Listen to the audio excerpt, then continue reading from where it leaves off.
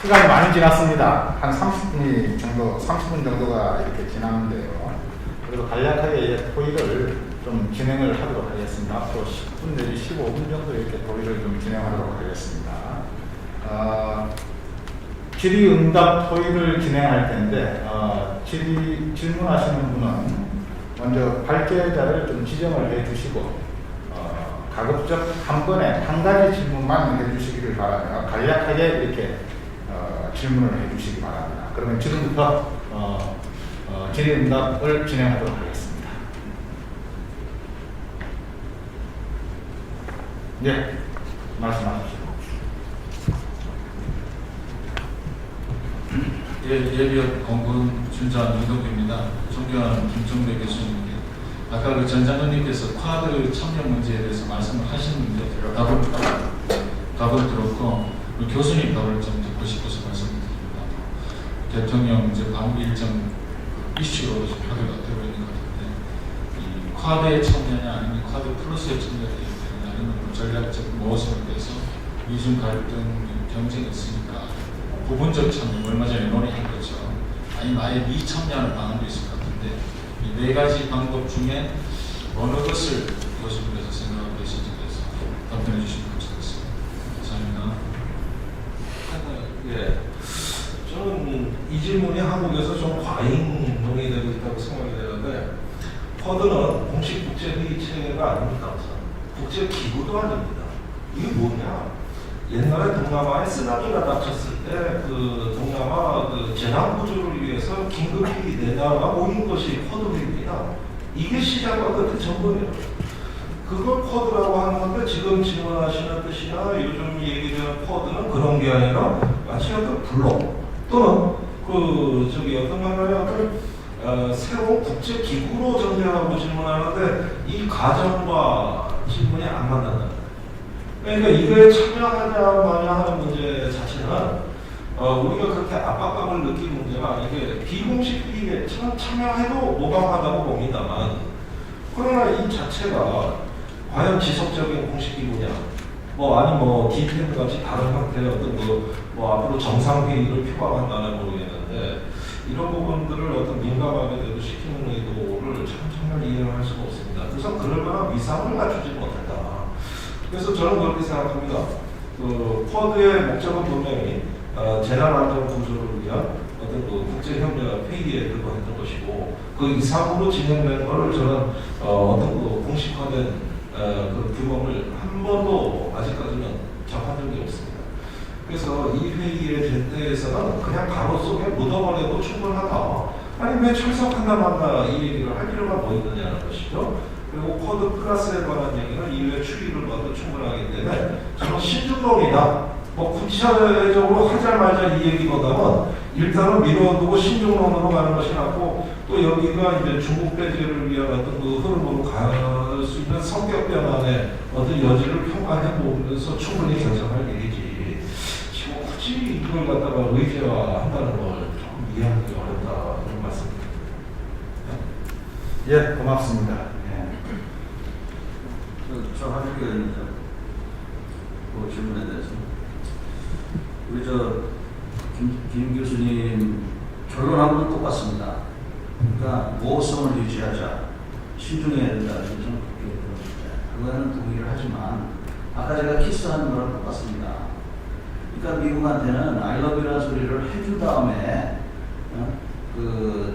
공개적으로 좀 어려워라든지 아니면 지금 쿼드 중에서도 누구나 할 수 있는 대해적이라든지 무슨 환경 문제라든지 사이버 이런 거는 해도 되는 거는 우리가 참석함으로써 그래도 손이라도 잡아주는 그런 모습을 보이면서 나가야지. 지금 이 쿼드라는 게 말씀하신 대로 국제적인 회의도 기구도 아니고 옛날에 그 쓰나미 일어났을 때 일어났던 건데 그게 지금 변질이 돼가지고 거의 이게 굉장히 중요한 회의가 됐어요. 여기 빠지면 우리 국익에 이게 과연 도움이 되겠느냐 하는 그런 입장을 하고요. 아까 말씀하셨던 내용 중에 제가 참 우리 김종대 교수님을 굉장히 좋아하고 존경합니다. 두 가지 이유가 있는데 하나는 저와 비슷한 밀떡이고 또 하나는 밀떡 맞으시죠?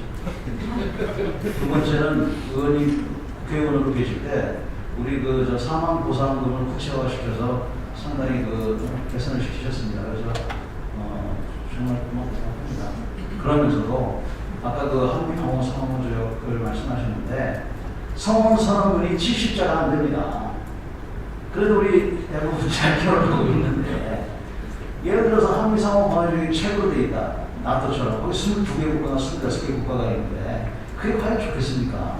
그 다음에 한일 상호 안보조약이라 하는 거는 거기에 보면은 미국이 일본의 내정 간섭도 할 수 있는 듯한 그런 것도 있어요. 그렇기 때문에 구체적인 것보다는 우리가 미국한테 끌려 들어갈 수도 있지만 그걸 가지고 미국을 끌어들일 수도 있기 때문에 그거는 한번 좀 잘 생각해 봐야 된다. 왜 그러냐면 이거 잘못 건드리면 무슨 일이 벌어질지 모릅니다. 또 전자권도 마찬가지예요.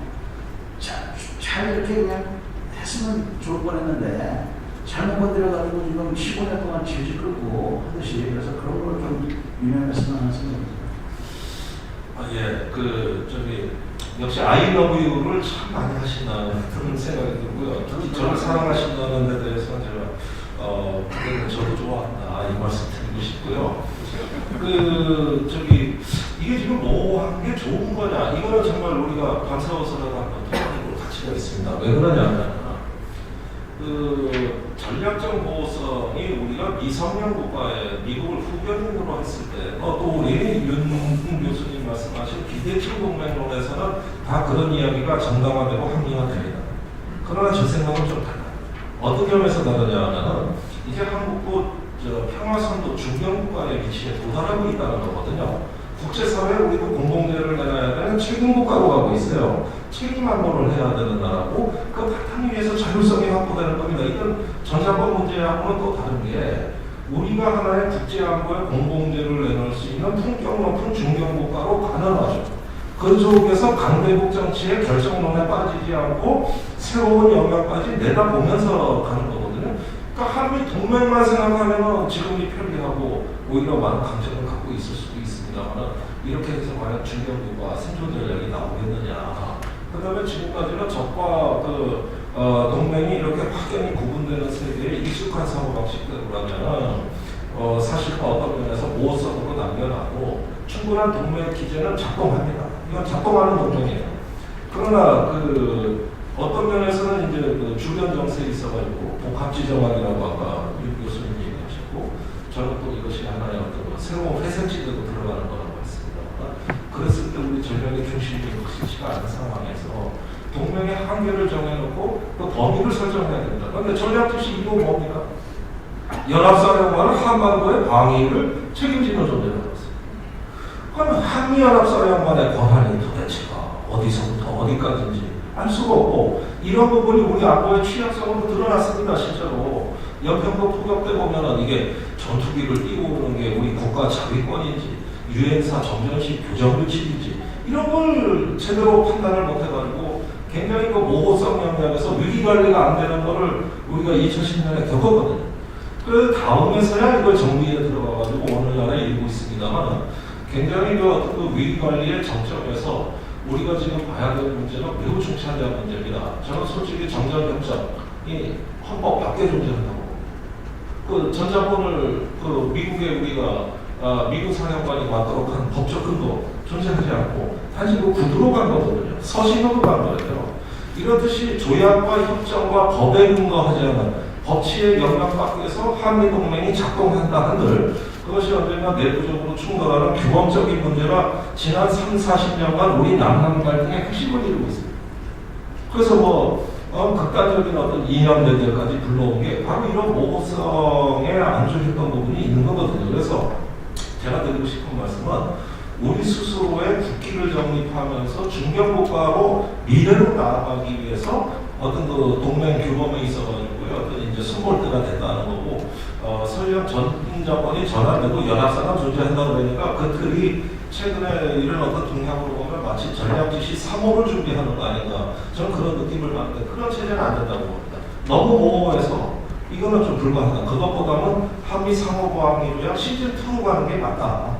그런 기초 위에서 동맹의 어떤 가치, 이념, 이런 부분에 대한 어떤 규정력을 가진 규범 문서를 발전시켜 놓으면 저는 그에 따라 가지고 상당히 품격이 있는 또 동맹 관계가 가능한 새로운 영역이 열린다. 이런 기회의 공간도 한번 좀 봐주십사 하는 말씀드립니다.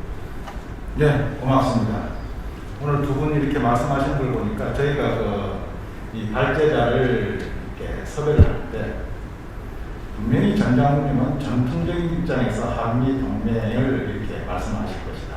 그렇다면 새로운 시각에서 어느 분이 좋을까 해서 우리 김성대 교수님을 이렇게 섭외를 했습니다. 그 다음에 이제 이 양자를 모두 아우르는 균형적 시각을 가지고 계신 분이 어느 분인가 해서 임 교수님을 이렇게 섭외를 했습니다. 근데 오늘 두 분 말씀하시는 거 보니까 아주 저희가 적절하게 잘 섭외를 하셨고 아주 여러 가지 다양한 그런 의견들이 여기서 제시가 돼서 이렇게 토론이 이루어지고 있다고 생각이 됩니다. 그러면 또 다음 내용, 다음 질의응답으로 넘어가도록 하겠습니다. 예. 시간이 지금 많이 지났기 때문에 요 한 분만 질의응답을 하시고 또 이 다음 또 하실 분은 이것을 마지막으로 좀 질의응답을 하려고 하는데 또 진행을 하면서 꼭 해야 되겠다는 분이 있으면 미리 말씀을 해주시기 바랍니다. 해군 내비업 윤전상 대표입니다. 저는 윤전 교수님께 핵 문제에 관련해서 질의를 드리고 싶습니다. 북한의 핵 문제가 처음 대두 때까지 핵실험을 하고 나서 불과 몇 년 만에 지금 시점이죠. 거의 50여 개 이렇게 해오죠. 앞으로 15년 후에는 아까 정성조 이장님께서 말씀하시길 대략 200개 기록하고 있습니다.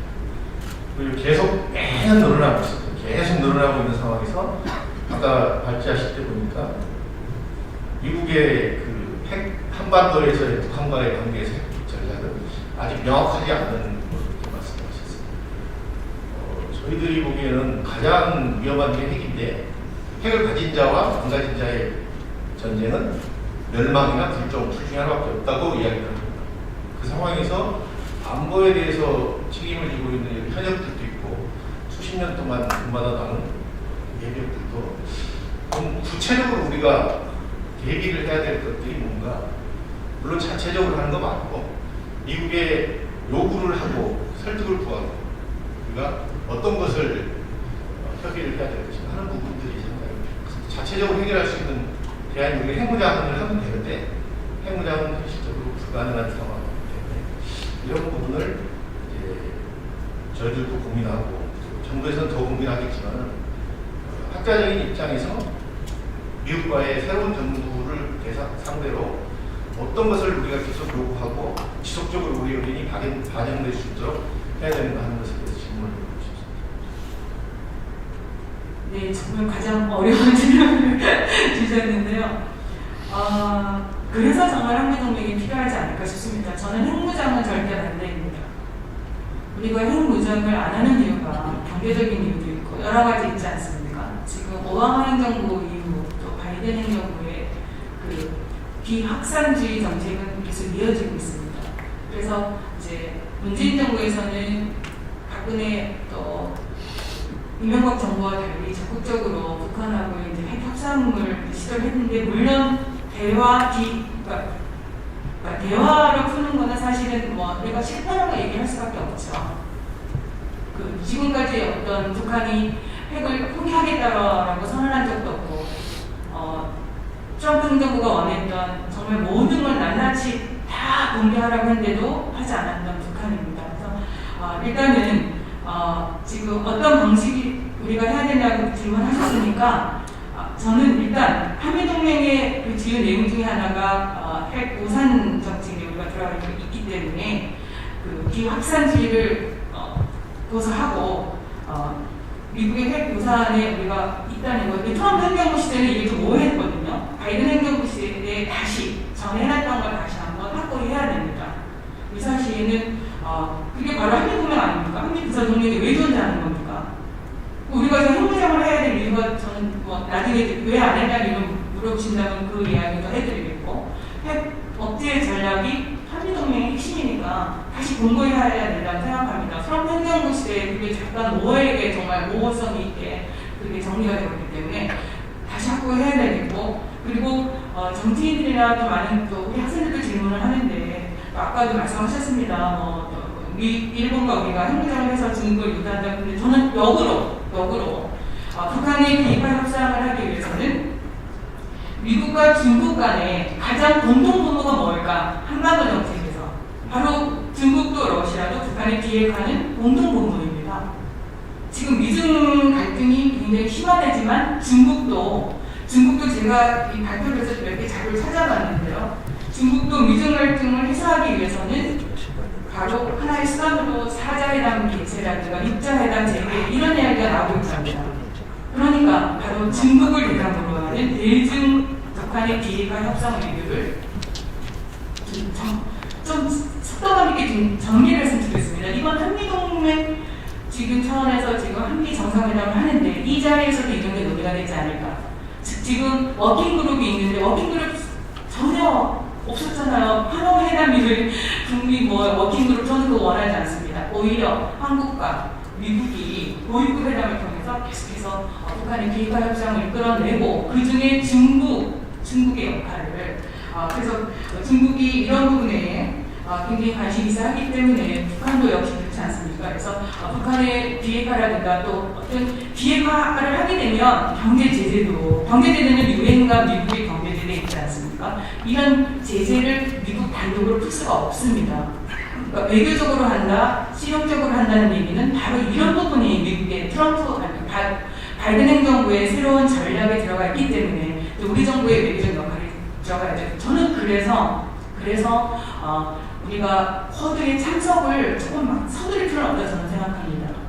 한중 관계의 중요성도 있지만 또 이러한 북한의 비핵화와 관련해서 중국의 역할을 좀 중국이 할 수 있게끔 뭔가 판을 깔아주는 역할. 저는 외교적으로 두 번째 저의 답변은 그것이라고 말씀드리겠습니다. 그리고 세 번째는 역시 한국을 배제 않고요. 한미일 또 하여튼 이렇게 좀 같이 어떤 우리가 싱가포르와 하노이 회담에서 다 봤습니다.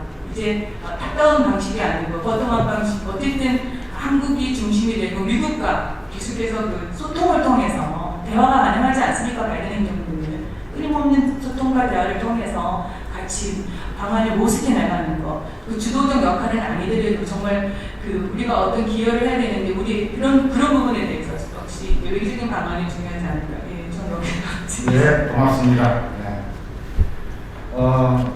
시간이 지금 많이 지났기 때문에 이것으로 세미나를 마치려고 합니다. 혹시 꼭 질문을 해야 되겠다고 생각하시는 분 계십니까? 그럼 마치도록 하겠습니다. 장시간 발표와 토론에 아주 수고 많으셨습니다. 오늘 다양한 시각에서 한미 동맹을 분석하고 또 나아갈 방향을 제시하는 의미 있는 시간이 되었다고 생각합니다. 앞으로도 저희 글로벌 국방 연구 포럼은 이러한 세미나 기회를 좀 자주 만들어서 폭넓은 시각과 다양한 의견이 수렴되는 장이 되게 함으로써 보다 건설적인 국방 정책 수립에 일조하도록 하겠습니다. 오늘 참석해 주신 여러분께 거듭 감사드리면서 또 발제해 주신 세 분께도 다시 한번 깊이 감사드립니다. 그러면 글로벌 국방 연구 포럼 창립 세미나를 박수와 함께 모두 마치도록 하겠습니다. 감사합니다.